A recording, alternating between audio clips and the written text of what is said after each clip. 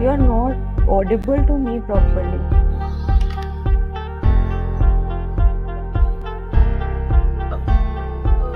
Wait.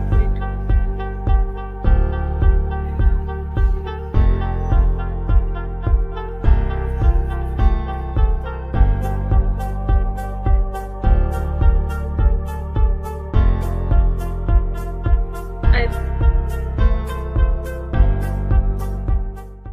I think we are live. So hello everyone.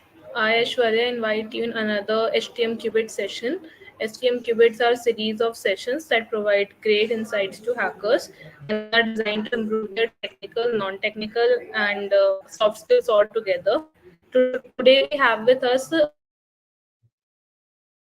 Unwanted from Flipkart, a mentor at OSCode community, and is helping everyone to learn and grow together through her teachings. She is also contribute to Open Topmate, where she helps out with people with one-on-one mentoring. So Upasana, hi, I welcome you to HTM Qubit session. Hey Aishwarya, thanks for calling me here. It's nice being here. And hello everybody. I hope everyone is doing well.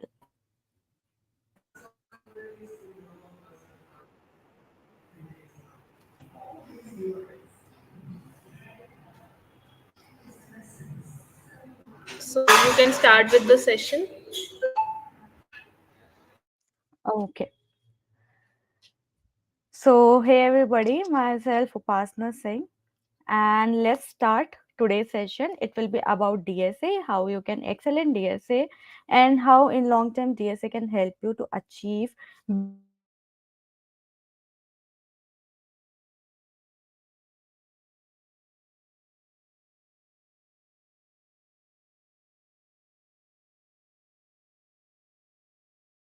big in your life. So, can somebody give me a thumbs up that they are able to see my screen?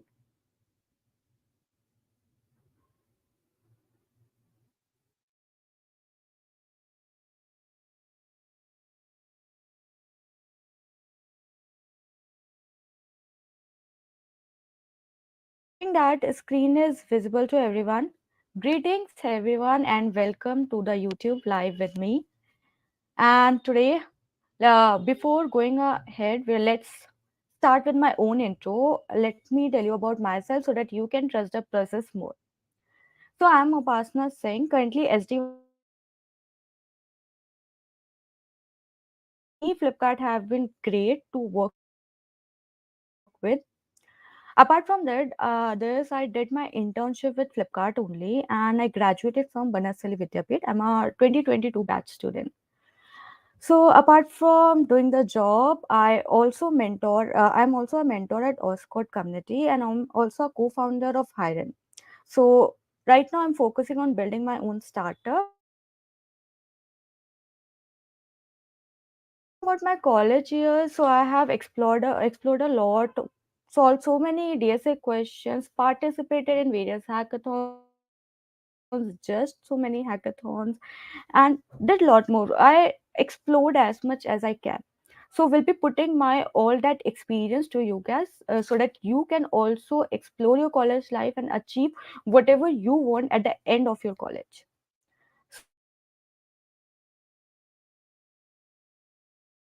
So today we'll be talking about DSA roadmap solely and how DSA can be helpful. What's DSA? What how you can learn DSA properly and how to give tech interviews. We'll be covering from start to bottom everything. So uh, to master anything, or be it DSA, be it dev, or be it anything, we should be moving forward. But starting anything will not take you anywhere. But if you start with a plan, then that will help you to achieve your goal properly and even faster than others. So with that mindset, I'll be telling you that how can you also make your own plan for learning DSA. Coming on to before starting DSA, we should have a plan about learning DSA. The main concern is why coding, what is DSA, and why we are learning this. So if you are writing, suppose there is a problem statement to sum two numbers, and instead of telling the solution verbally or on the paper, someone asks you to write a code and give the solution for you. By using some programming language, that is your coding. Okay. And now you know coding. If you are doing a problem solving using any coding language, using coding, then that's coding. Then what's GSA? There are some data structures, there are some algorithms that can help you solve some standard problem statements. Okay. Or some various kind of problem statement require some basic algorithm to solve it. So if you know these data structures and algorithm to solve a problem, then that's DSA. That's DSA problem solving. So that is what coding and DSA is. Now, why to do those things? Obviously, we are doing engineering. Many of you must be from computer science, and it's important to do DSA and coding. But why? Understanding why of everything is always important. One thing we all know that 90% of the companies these days are asking coding questions, DSA questions in their tech interviews, in their OAs, and they are giving a lot more stress on DSAs recently. So it's very important if we want to go in our dream company, if you want to crack Google, Microsoft, Flipkart, or even TCS or TCS Accenture. Every company is asking for DSA and coding. Apart from this, apart from cracking companies, what other benefit DSA gives us or coding gives us? When you learn DSA, when you start problem solving now, you start seeing the world from the perspective of problem and solution. You see that there's a problem and you need to solve that problem. So this mindset brings entrepreneur skills to you. You later on build a product to solve the problem which is crucial and which can might help you to start your own startup later on. So if you want to build that mindset with a problem solving mindset, quick mind that can see a problem, that can understand a problem, identify a problem and solve that, then there also DSA will be a lot more helpful. So with that said,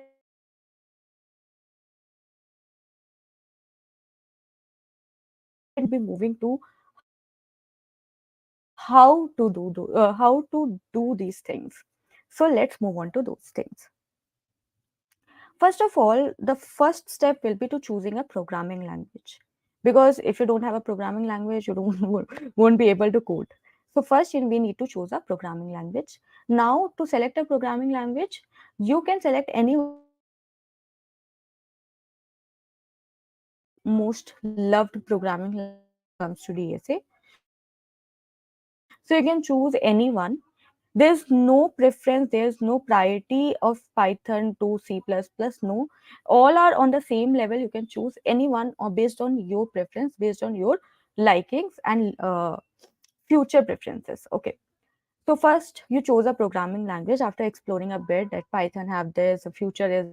C++ have this. Then understand the basics. We need to learn the basics. By basics, there are few things which are common in all the languages, like loops, conditions, switch statements, variables, data types, functions. These will be in, you can find these things in every language. Maybe the syntax will be different, but these particular thing will are the base of the language. Now you need to write a code. So you need to understand, you need to learn these things first, and make sure you know the basics very well. And always when you are learning any tech thing, anything related to tech, always practical knowledge will be far more better than watching YouTube's or theoretical knowledge. If you're watching one YouTube video, or if you are doing 20% of theoretical, then you will be lacking behind in practical. do the codes, write the codes from small codes, from very basic codes to big codes. That is, always learn everything from by coding, by practical knowledge. So now you know the basics, and these once you learn these basics now in first language, trust me, any other language you will see and you will be able to learn that language in a day. After that, after exposure to basics and your first language, learning your basics language is very important. So learn the basics properly. Once basics are clear, we'll move to some essential concepts. What are these essential concepts? So there are some libraries, there are some collections that are present which can make your DSA coding simpler, or which can standardize your DSA coding. In C++, we have STL library. In Java, we have collections. So learn these things then. Learn these STL, how to initialize a vector, what's vector, how you can sort in using STL, and lot of things are there which can make your coding easy in future. So you need to go through the basics of them. Now you have chose a language, you have learned the basics of the language and some essential concepts as well. Now you are ready to code problem solving. So you need to understand data structures and algorithms and start your journey with that. So while starting data structure, first go to the theoretical, a bit of a theoretical aspects, like what is data structure first, and what is arrays, strings, then what are crucial data structures like linked list, stack, queues, their application. I'm not saying to learn each question of array, how it works, what are its functionalities, why there are so many data structure, how stack is different from queue, and how you can code in stack, how you can make a simple program in queue. Learn the CRUD operations, insert, delete in all the data structures. You need to learn these basic things in data structures first. Similarly, once you are good to go with the basic data structures, go for some more harder data structures like binary search tree, research tree, AVL tree, and a lot more others. So explore trees properly, give your time, and here I'm talking about the theoretical knowledge basically. That what are trees, what is it, or what are binary search trees, how they are different. Learn all those things and explore graphs, their various algorithms, and all the things. These are lastly you can include hashings as well. Hashing is one of the theoretical knowledge. I feel hashing is one of the best concept I have explored. So now you know the data structures, that these many data structures are there, and these are very essential to learn DSA properly, right? So once data structures are done, now you need to start your coding part, proper coding part with that is DSA. So for starting coding, open your browser, open YouTube or LinkedIn or whatever you like, explore a bit and choose a platform whichever you are comfortable with. Start from suppose now you know the data structures. Choose one of the data structure and start from basic questions. Easily, with time, you will see that you have started including the algorithms as well. You can also pre-explore that these are the algorithms that you are learning. So if you start with basic questions, then also they will include the algorithms. So now you need to start solving data structure problems which are including data structure and their algorithms as well. So explore the topic wise. You can go topic wise or algorithm wise as you want. So I prefer learning the data structure, then including the algorithms, and then doing the proper programming for each of the data structure. Once I'm done with all the data structures, I start solving random question based on the complexity. Like if I'm comfortable with the basic questions, no matter what data structure, I pick a random question and then decide which data structure will be used there and which algorithm will be used there. So first you need to data structure, map the data structure with the algorithms, learn those. From there you can start your coding. Start with easy, medium, hard. Okay, some questions of basics. Once you are comfortable with basics, move to the medium, and similarly, once you are comfortable with the medium, move to the hard. So this will be the approach that you'll be solving. Once you are good to go with this approach, once you are able to cover your data structures and algorithms properly, make sure you start picking up the questions randomly where you don't know which data structure, that which data structure and which algorithm can be used, which type of this problem is, and which will be the best data structure, which will be the best algorithm can be used to solve this problem. So this is how you can do your DSA part. This is how your learning of DSA will go on. Now once you are good to go with DSA, now this is very simple approach, right? We just need to learn DSA. Still there are a lot of people who take years and years to learn data structure, and where there are people who are good in DSA in just 3 months, in just span of 3 to 6 months. Why this happens? This happens because there's inconsistency. People become very inconsistent with time.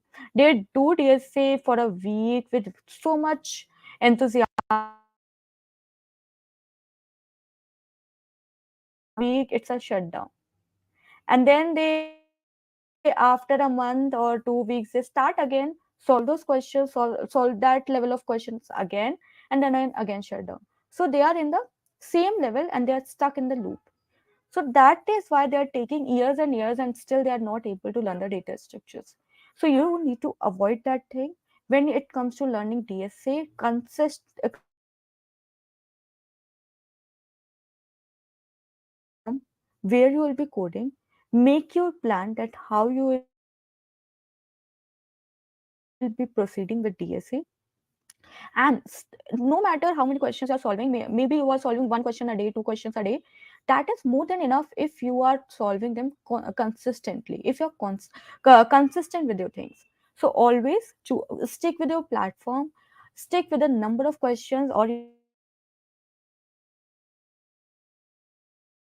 the number of answers, and that consistency will help you to learn DSA quickly and properly. With because in DSA now you need to map the things. You need to understand that which problem will require which data structure, which algorithm. So there are a lot of things to understand, to map, which can be mapped if you're coding consistently. If you're coding every day, then previous concepts will be mapped easily. And if you're inconsistent, that thing won't come. Even though if you're able, even though at the end of the day, maybe if you will be able to complete all the concepts, but still you, that confidence, that thing of mapping, that thing of understanding that yeah, this problem will be solved by this algorithm and this data structure, can be missing with inconsistency. So practice timing and solve less but consistently. So that's it. Now let's move.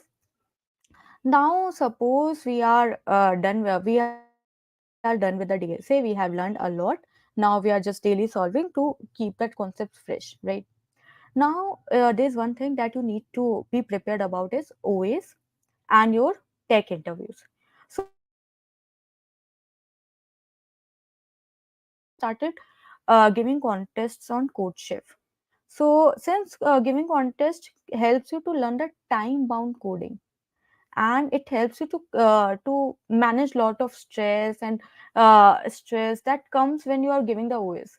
Like if a company is taking the OA, then when you are giving the OA, it's always in your mind that, oh, if I don't solve this question, then the company will not give me this much.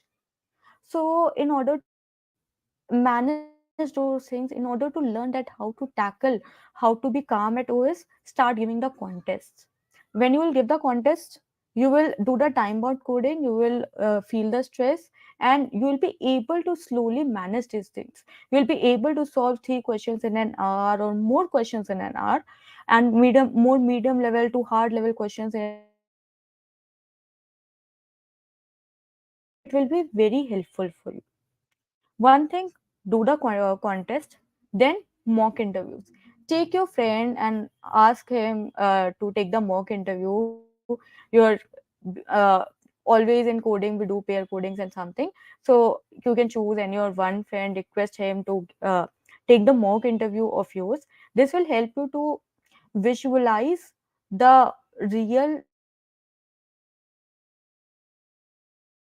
even if you want to, if you're a shy person and if you don't want to give it to their friend, trust me, you can open your laptop, open a question and start teaching the question to your own self. That first you will explain the problem statement to the interviewer, then you will explain the basic problem, then the optimal solution to it. Then you will explain the solution to your own self or to anybody you want. This will also help you to prepare for the coding challenges or the tech interview so much. So that's the tips. Now a lot of people have some dreams that they will go in the farm company, they will just they just want Google, Amazon, so they want a company specific preparation. What I suggest is that company specific preparation you should go with your previous things like DSA, your OAs, you are good to go where you have prepared well for the OAs, your preparation is already done. Then at that time you can do the company wise preparation, or when the companies are approaching you, then do the company wise preparation. Go on the GFG, search which data structure that particular company is interested in, which kind of data structure they are interested in, and then do that preparation afterwards. Because no, we never know what's written in our own kismet. So always be generic when you are preparing for when you are learning DSA, and later on when you're good to go with your generic preparation, do the company specific preparation, and do the preparation for the company you have always dreamed for. So that should be the approach.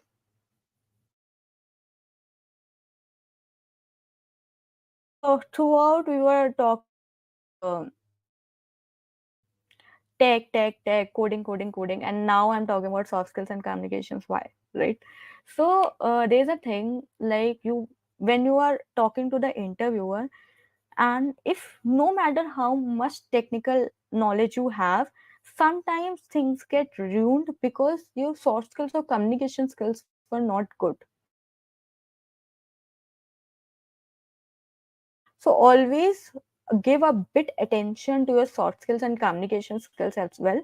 In once you maybe you will be able to crack a company, but later on when you'll go into that company now, then you will realize that soft skills and communication skills are very important.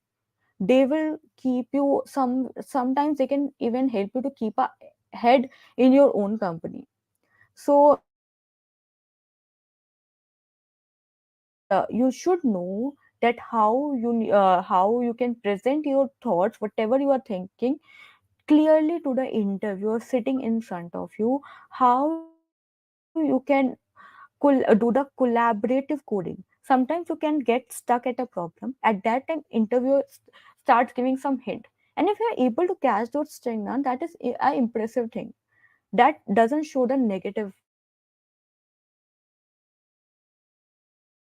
That means you are well versed with the concepts.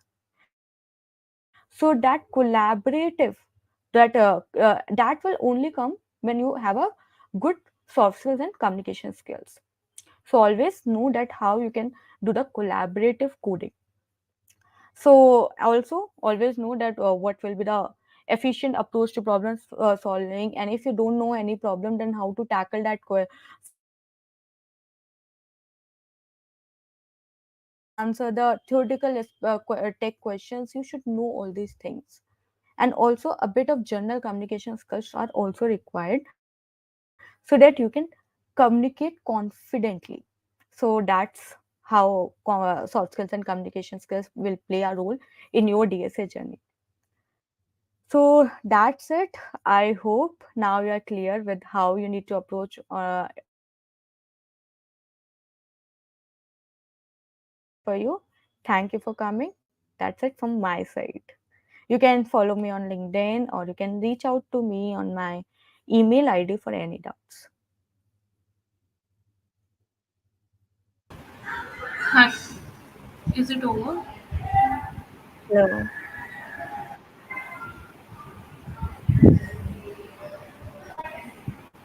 Am I audible?